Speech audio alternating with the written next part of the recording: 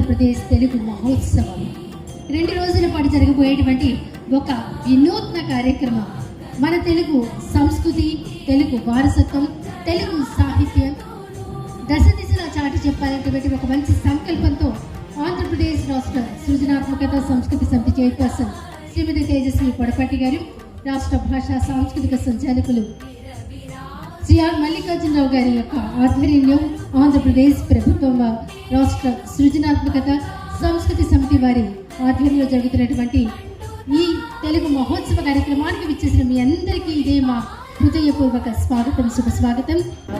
ఈనాటి కార్యక్రమాన్ని ముందుగా జ్యోతి ప్రకాశనంతో కార్యక్రమాన్ని ప్రారంభించవలసిందిగా వేదిక మీద ఉన్న అతిథులందరినీ కోరుతున్నాం.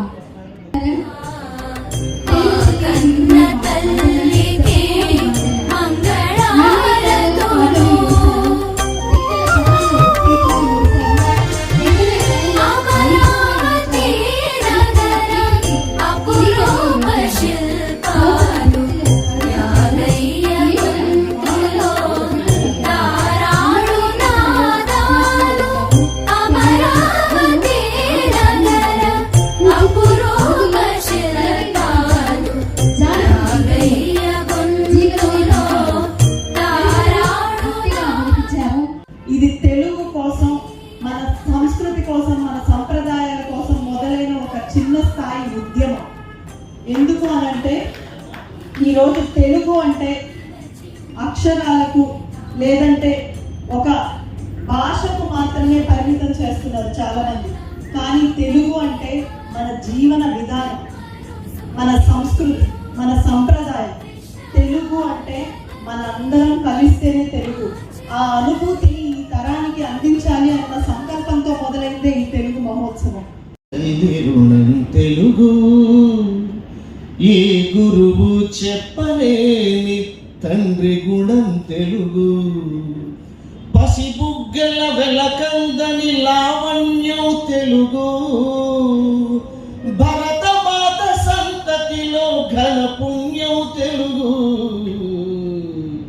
జీవితాన తీర్చలేని తల్లి రుణం తెలుగు. సరసమైన శబ్దాలకు రాసిక్యం తెలుగు.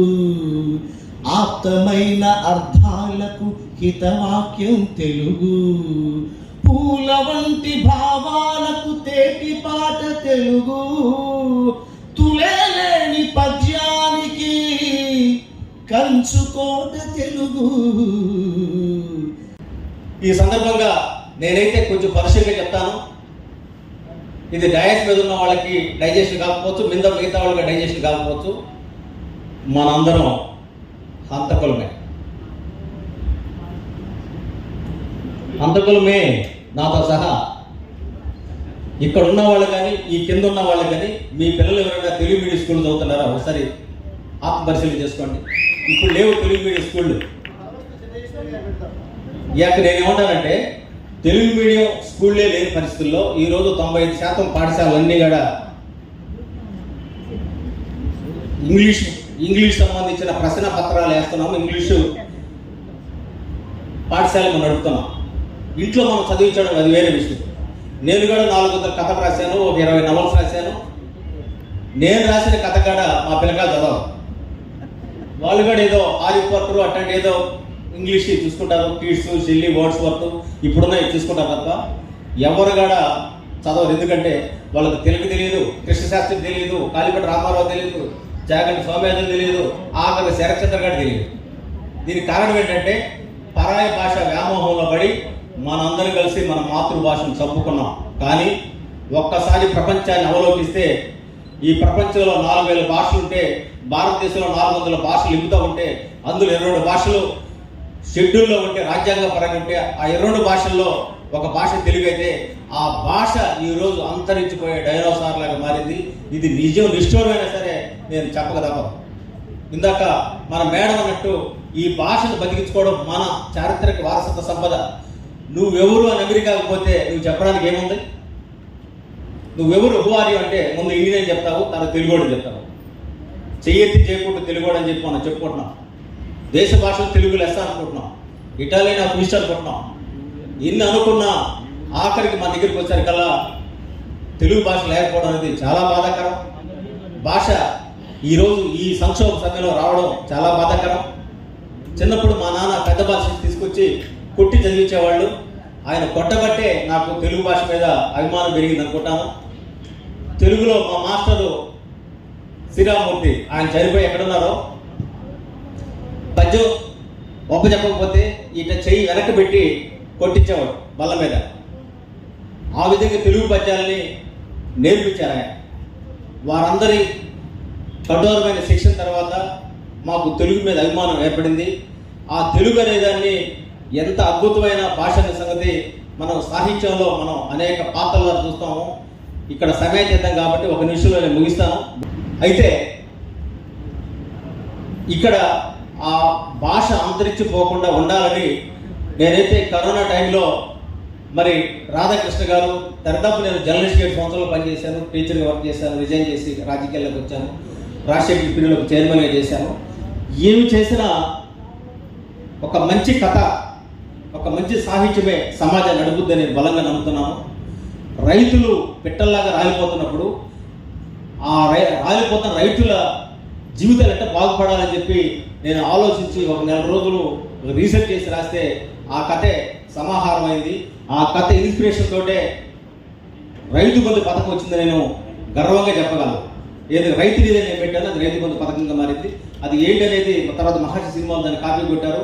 అంతకుముందు నా సత్యంగా ప్రేమ నవల సాధులు వచ్చిన నవల్ని మరి శ్రీమంతులు సినిమాగా తీశారు. దానికి సంబంధించి నేను ఒక 7 సంవత్సరాల కోర్టులో కేసెస్ నడుపుతున్నాను. ఎందుకు చెప్తున్నా అంటే సాహిత్యం అనేది నడుస్తున్న జీవితానికి అర్థం. అటువంటి సాహిత్యాన్ని బతికించుకోవాలని నేను నవ్వే మూసేస్తే నేను మాట్లాడితే రాధాకృష్ణ గారు ఇప్పుడు ఎవరితో నిలుసా గారు అన్నారు. ఆ తర్వాత కరోనా టైంలో నాకు గాడ్ ఫాదర్ లాంటి రామోజీరావు గారు, నేను ఈనాడు ఆంధ్రజ్యోతిలో వర్క్ చేశాను, పత్రికలు మూసేస్తే అప్పుడు నేను డిసైడ్ అయ్యాను, సరే నేను ఊపిరినంతకు పత్రిక నడపాలనుకున్నాను. ఆ పత్రిక ఉషా, కాసేపట్లో మీ దగ్గర కూడా ఉషా మ్యాగజైన్ ఫ్రీ మ్యాగజైన్ ఇస్తున్నాను, దాన్ని చూసి బాగుంటే సబ్స్క్రైబ్ అవ్వండి, ఆ పత్రికను బతికించాల్సింది కోరుతున్నాను. అంటే బిజినెస్ కూడా చేసుకోవాలి కాబట్టి రాబోయే రోజుల్లో తెలుగు సాహిత్యం బతకడం కోసం ఇప్పటిదాకా 60-70 లక్షల సొంత డబ్బులు పెట్టుకున్నాను. ఈ డబ్బులు నాయనుకోకండి, ప్రజల నుంచి లేక నా మిత్రుల నుంచి సెలబ్రేషన్ తీసుకున్నాను. అంటే ఈరోజు భాషను బతికించుకోవడం అనేది ఒక బాధ్యతగా మనందరూ ఫీల్ అయితే ఆ ఫీలింగ్లో భాగంగానే మన సోదరు ఈరోజు ఇంకా మంచి కార్యక్రమాలు కానీ తీసుకెళ్ళాలి. అందుకనే నాకు సాంస్కృత అకాడమీ గారు ఇచ్చారు కాబట్టి ఒక జాతీయవాదం దేశం మొత్తం కులం పేరుతో మతం పేరుతో ఈ దేశాలు విడిపోయే పరిస్థితుంటే ఈ దేశాన్ని మొత్తాన్ని నిండుగా చేసేది సంస్కృతం కాబట్టి ఈ సంస్కృత సప్తాహం అన్ని జిల్లాలో రాష్ట్ర వ్యాప్తంగా చేసే కార్యక్రమం చేస్తున్నాము. దానికి సంబంధించి కూడా ఆచార్యులు గారు ఇక్కడ ఉన్నారు. ఇప్పుడు రాష్ట్ర వ్యాప్తంగా సంస్కృత సప్తాహం చేస్తూ 29వ తారీఖు నెక్స్ట్ మంత్ గడుగు రామమూర్తి గారికి సంబంధించిన ఏదైతే ఆయన సాధారణ ప్రజల్లోకి ఆ భాష కావాలని కోరుకున్నారో వారి స్ఫూర్త్యార్థం చేసే కార్యక్రమంలో మేము కొన్ని అవార్డులు గడిస్తున్నాము. మరి సాహిత్యం ఇతర రంగాల్లో నైపుణ్యం చూపించిన వారికి ఆ విధంగా మాకు సంస్కృతం తెలుగు అకాడమీ అనే 2 ఇవ్వడం ద్వారా ఈ 2 భాషల్ని 70 ఏళ్ళు 80 ఏళ్ళ నుంచి రాసి ఆపేసిన పుస్తకాలు కూడా తిరిగి పునరుద్ధరించే కార్యాచరణ తీసుకుంటున్నాము.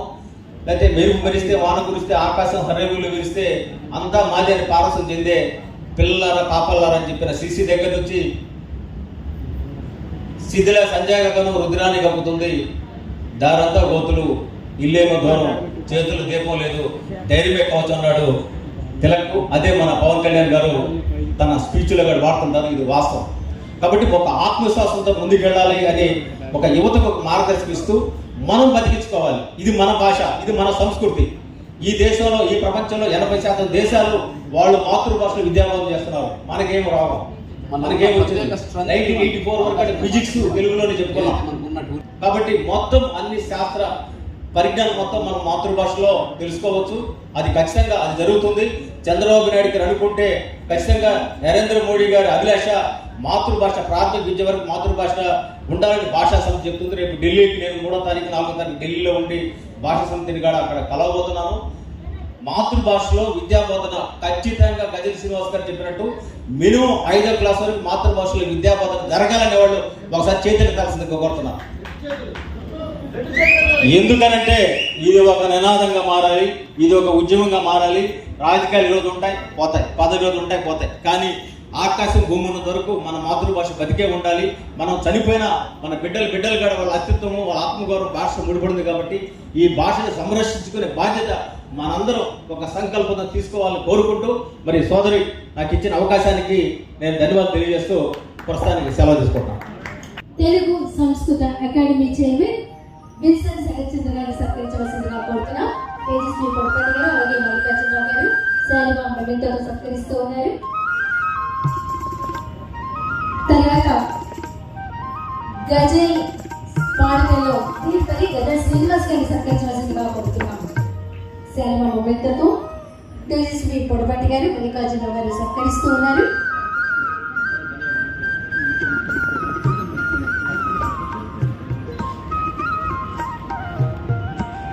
తర్వాత అద్భుతంగా మనందరికీ వందనం అంటూ కవితలు వినిపించినటువంటి ఎన్టీఆర్ జిల్లా collector and magistrate doctor G Lakshmi IAS గారిని సత్కరిస్తూ ఉన్నారు. తేజస్వి కోటపల్లి గారు, మల్లికార్జునరావు గారు.